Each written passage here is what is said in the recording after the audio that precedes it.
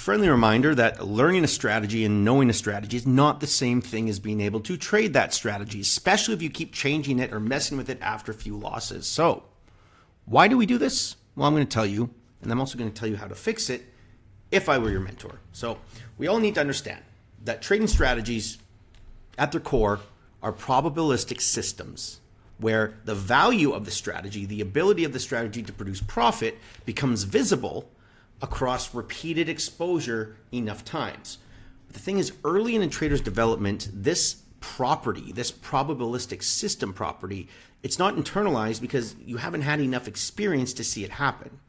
And therefore, a trader, they expect feedback to be immediate and interpretable at the level of individual outcomes, meaning singular trades, small streaks, etc.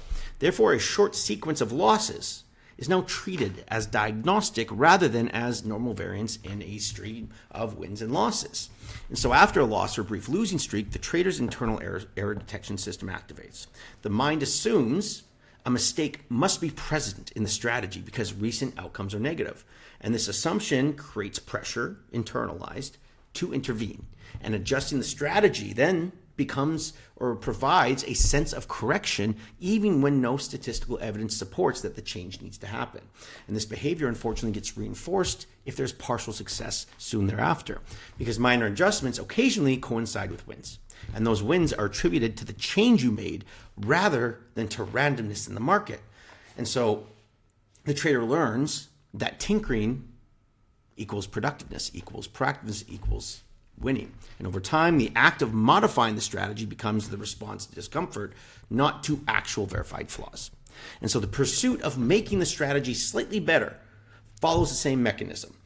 Small imperfections are assumed to be correctable through refinement. And the trader believes that with enough adjustment, it will eliminate losses. Now, this belief ignores the fact that losses are a structural feature of probabilistic systems. Therefore, optimization efforts target variance rather than expectancy.